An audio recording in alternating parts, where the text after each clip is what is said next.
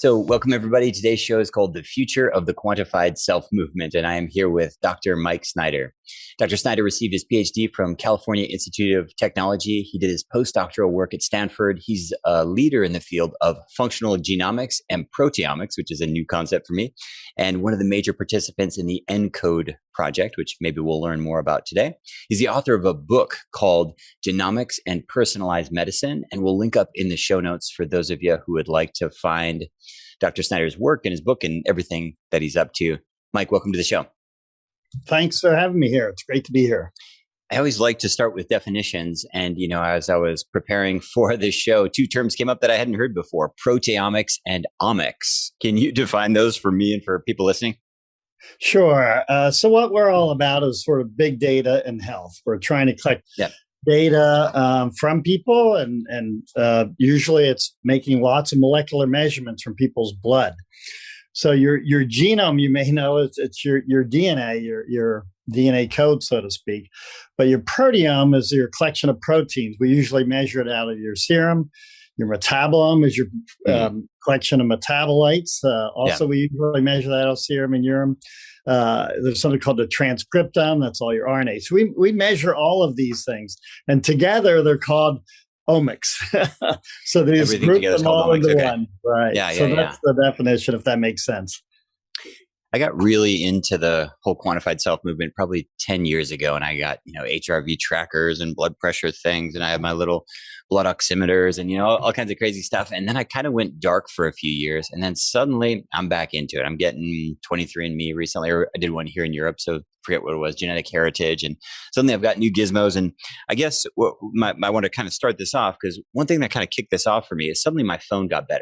And what I mean by that is, without having to sync up a bunch of, I don't know, what I would consider like B and C grade tech to my phone, which is A grade tech, I just started to get data, meaning my phone is just tracking my runs without me doing anything. I'm kind of an open source guy, so I let all the web browsers and everything track me. I allow all the apps and Very stuff. cool, very cool. And suddenly I started getting really into it again. And I get really excited about this idea of big data and health, because I think there's studies are so expensive, so hard to get data. So much of the health data we have is from these epidemiological studies, which are flawed they're wonderful and flawed in so many ways, and be just amazing if we could pull these big data sets.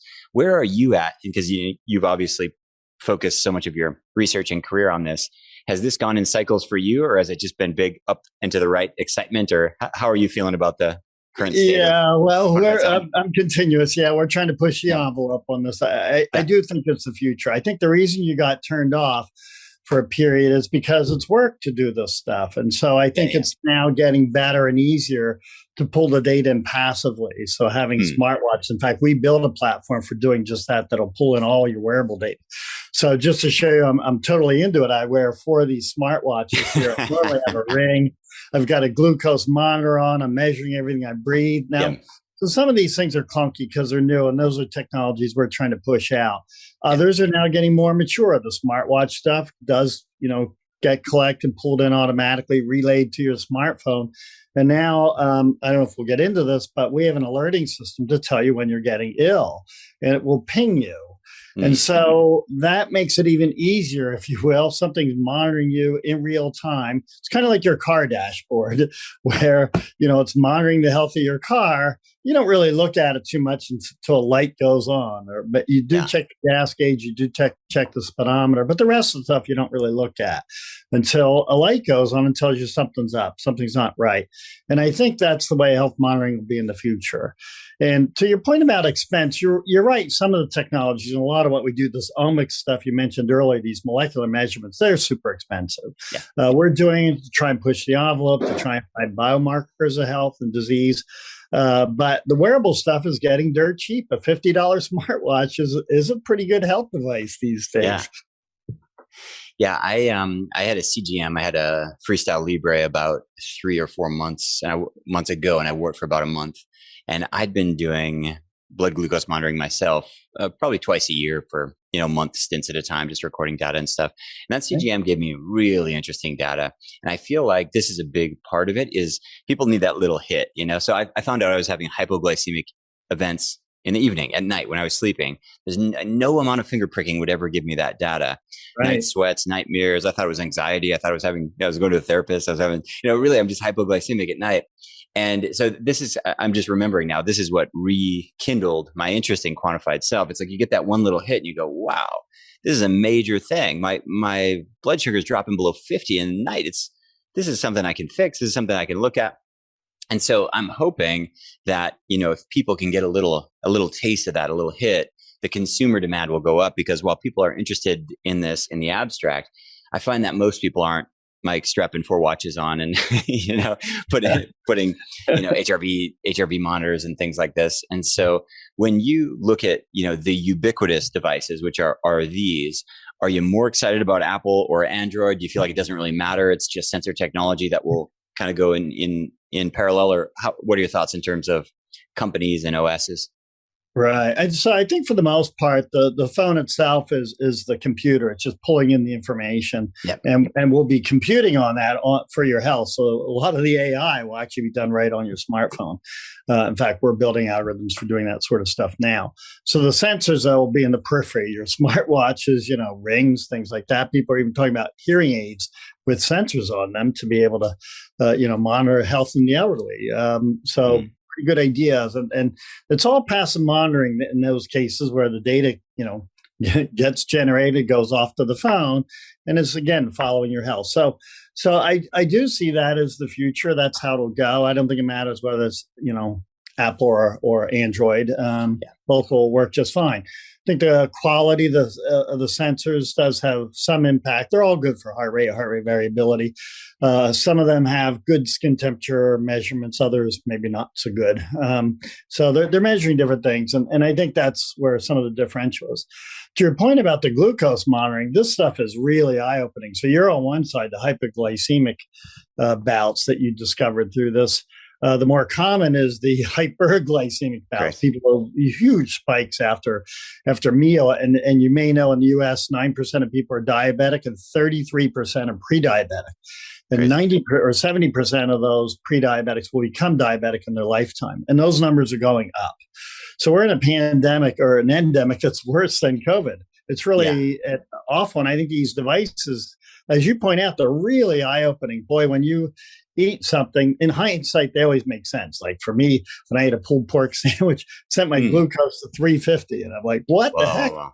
I was really surprised about it. And then someone had said, Mike, everybody knows pulled pork has sugar in it. And yes, I guess that's true, but I didn't know it. Sure. And so now I know to watch out for pulled pork that has sugar in it. So you learn these simple things that can really improve your health a lot. So I just think, and this is the tip of the iceberg, and that one's fairly passive. I think the biggest problem for us in the U.S. is they're not over the counter. A physician has to order them. Whereas in Europe, you can get a CGM over the counter, which is really convenient. I've heard that U.S. GDP expenditure on health is somewhere around 20% or something like that. I don't know if that's accurate, but with that in mind, do you see quantified self, movement, health trackers, sensors potentially? I don't think we can get that up to 30%. I don't know what happens when we're spending $1 out of every $3 on trying not to die, or rather reactive health care. Do you see the quantified self movement, sensor technology as part of perhaps a top down? Because right now this movement's mostly bottom up. It's researchers, it's PhDs, it's nerds like me who buy this stuff and play around. But if it came bottom down, meaning if there was if Kaiser gave you a health incentive, a kickback, if you wore a CGM and your numbers were under X, these kinds of things, do you see that kind of top down pressure coming because of fiscal reasons, or are you not too optimistic in terms of U.S. health? Well, I sure hope so. I mean, you hit the nail on the head. Who pays? So, and the system, to be honest, the medical system's broken at so many different levels. One is, as you pointed out, it's very reactive. We normally just treat people when they're ill. Nobody's paying you to stay healthy. And so I think we've got to change that mindset. And I think we've got to then change the incentive. So there are two ways to do this. One is your insurance companies or providers, incentivizing you to get that exercise, walk your 10,000 steps. And I know you can still cheat in ways. You put it on your dog. At this stage, you have to get more and more sophisticated. We can tell the difference between a dog with a watch and a person. So I'm pretty confident we get around a lot of the cheating, not all of it. But anyway, yeah, and I think that's another one. That's one way, and the other is getting your employers involved. It's in employers' best interest to keep their employees healthy. So I think we want to incentivize people, and one is financially the way I described. Give them, and you describe, give them benefits if they do this. Maybe they get 10% off on their insurance if they're regularly exercising, things like that, or wearing their glucose monitors, a couple times a year just to see what's spiking them. So, and then the other is get family involved. I think those are the two things that motivate people. Family members are pretty good about, kicking other family members off the couch and that sort of thing, making them eat right better. So I think those are the two main incentivizers that we need to get more engaged. I think as the price drops on some of the stuff, like the wearables, then everyone will wear it and use it too. So I think that'll help. On the more expensive technologies, I think there are some of the problems are that it is expensive. In the U.S., people change their providers every 18 months on average. So nobody's 18 months. Wow. Yeah. So I don't want to dump a whole lot of money into you if 18 months later you're going to be with somebody else. So that's where Europe and these single payer systems have a big advantage because you'll still have some coverage. So in the U.S., again, the incentives are not aligned properly. So during COVID lockdowns, which we're still in some kind of semi-lockdown here, as I think you are as well, I couldn't really not travel. I have a complicated life. I was between Germany and here. So I was traveling the whole time. And especially going between Spain and Germany, I was constantly getting checked in the airport. So I was getting temperature check and swabs, and you wait and you get your thing. And at first, it's terribly inconvenient and a complete hassle. But at the same time, I couldn't help but think, while we're here, couldn't you prick us for a few other things? Because wow, we've got just this, and the other thing I thought is like, why did you just start checking our temperature now? Like, why has it been okay to get on a plane with a fever? And why is I guess now it's okay to get on a fever again? I guess you can get on a plane with a fever. And I guess you get into these privacy issues and HIPAA laws and all this kind of stuff. And that makes sense. But when I think about the top down, I think if things are cheap enough, if things are inexpensive enough, there was kind of the first big concert here about a month ago, and they did the quick test on everybody, the 15-minute test or whatever, the antibody test. And I thought, that's interesting. I was like, why don't they do one of those before like a big wedding? Why don't they do this before all these infectious diseases are dangerous. Influenza, it's dangerous. They're all dangerous, and of course people push back and I understand privacy and things like this, but if we can get non-invasive stuff, meaning without taking blood, without taking actual bodily fluids, it seems like just a public health precaution to not let people with an active fever enter a shopping mall or a church or a school. Do you feel like that stuff's still a million miles away just because of civil liberties and things like this in the US? Yeah, probably in the U.S. it will be because of civil liberties. But I don't disagree with you. I think minimally we should be doing this a lot more than we do anyway. There's a lot of serious diseases associated with viral infections and things. Like you'll hear cases of people who get type 1 diabetes after mono infection and things like this. So and in fact. There are big studies out there to try and figure out what is causing type 1 diabetes. It's pretty clear it's associated with pathogens, but we still don't know which pathogens thing.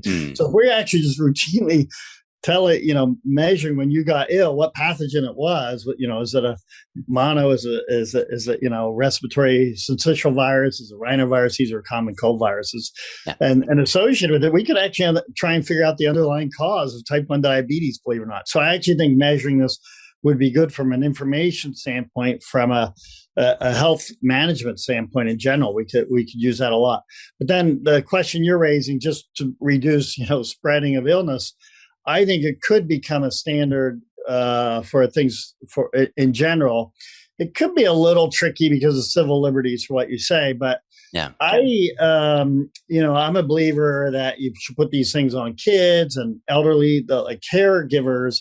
It's really useful if they have a device on people they're taking care of, because my mom, who used to live across the country, 3,000 miles away, every now and then, we couldn't get a hold of her by phone. So what's going on?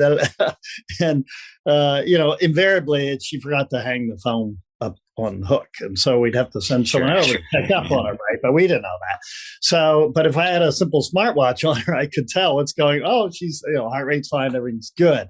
The same with your kids. Why would you send them to school if they're ill? Exactly what you're saying. When you just imagine waking up in the morning, checking your kid's temperature and heart rate, which is a better measure for illness, by the way, than temperature. We're using 300-year-old technology to be able to tell illness. But so you just check your kid's temperature and look in the morning and say, something's up with, Johnny or Jill today. Let's not send them. Maybe they better stay home and see how they're doing. And you can tell when people are getting ill. This is some of our work. We've been able to show we can tell when people are getting ill before symptoms from respiratory virus, and in my case, Lyme disease. I actually figured out my Lyme disease from a smartwatch and a pulse ox, blood oxygen monitor, and all before symptoms. So it's these devices, they really are health sensors. They're following your health state better than your internal sensors, which rely on big macro changes, if you will.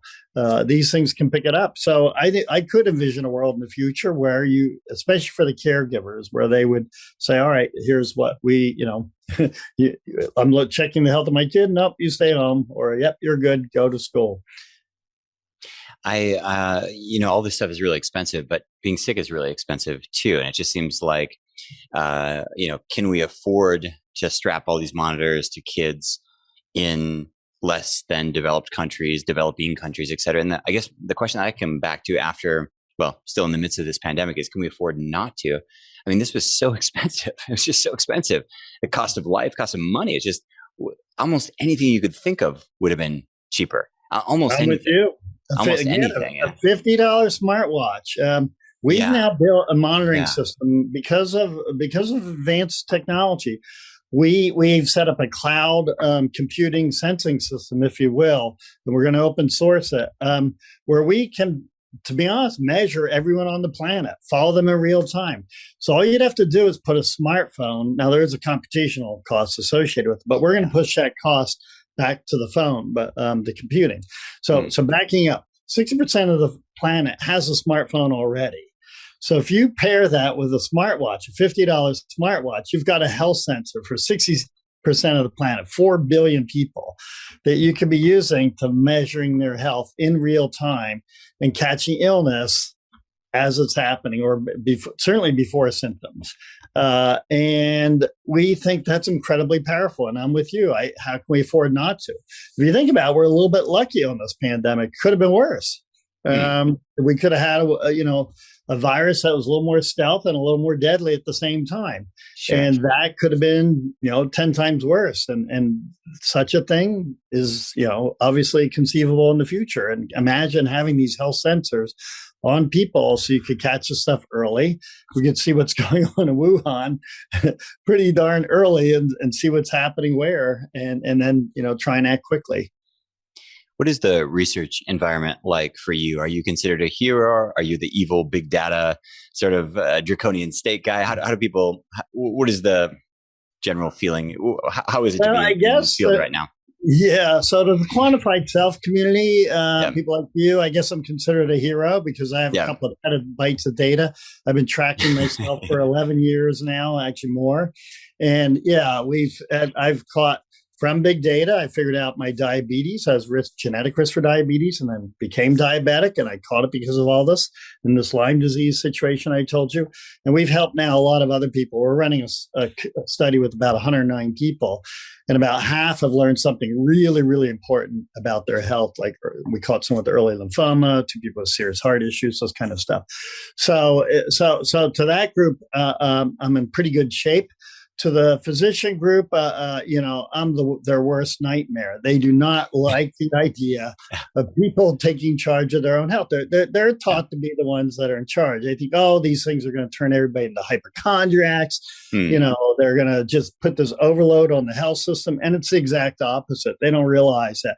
But when we started sequencing genomes of healthy people to predict people's genetic risk, that really created a stir. People said, "This is terrible. You're gonna, you're gonna have all these people coming for a follow-up test, going to cost millions and millions of dollars." And just the opposite. It actually, there are follow-up tests, sure, but we actually then caught things that people didn't know about. Finding someone with a BRCA mutation, which puts them at risk for breast cancer, big deal.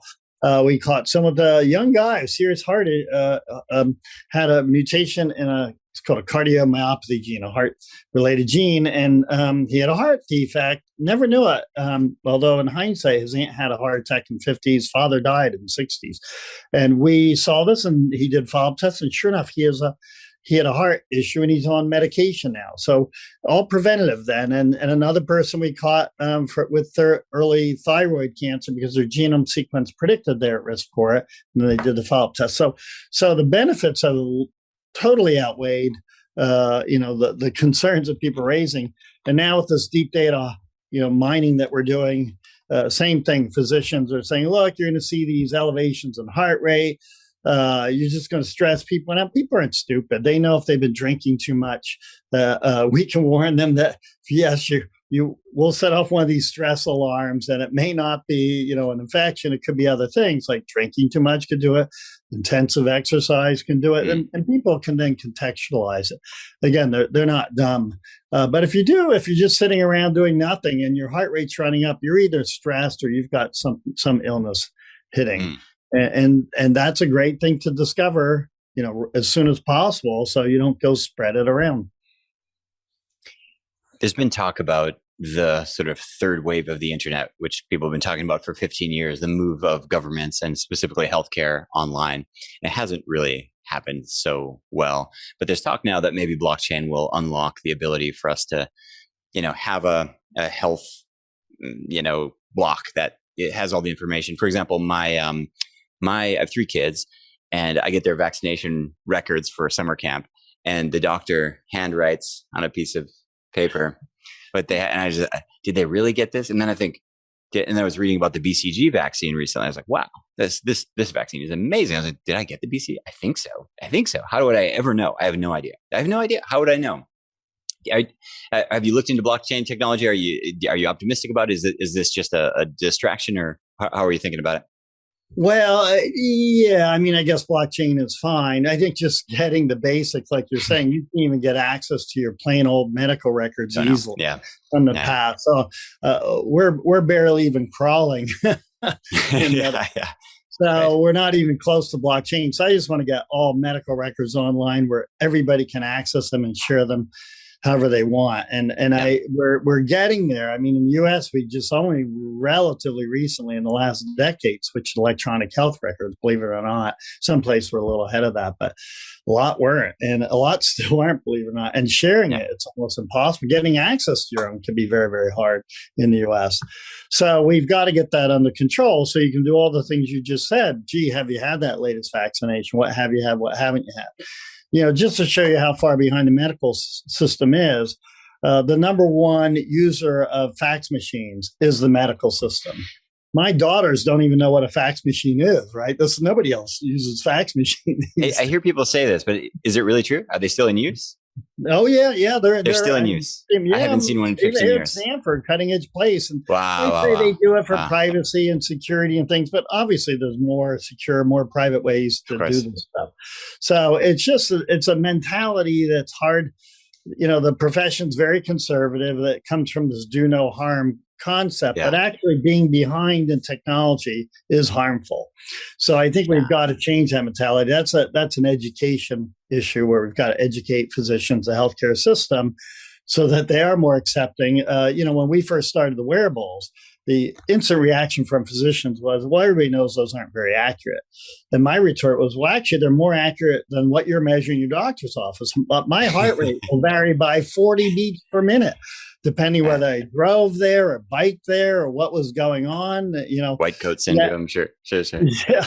When I pull my resting heart rate off first thing in the morning, it's very constant unless I'm ill or stressed. And I can't miss that. It's just so much better than what you measure in a 15-second measurement in the doctor's office. And again, that was the instant, knee-jerk reaction of more than one physician said, of course they're not very accurate. And the answer is no, they're more accurate. Now, it is true, certain measurements like blood oxygen off a smartwatch is not as good as what you measure in the doctor's office. But the delta is good. That you can measure change in people's blood oxygen perfectly fine off a smartwatch.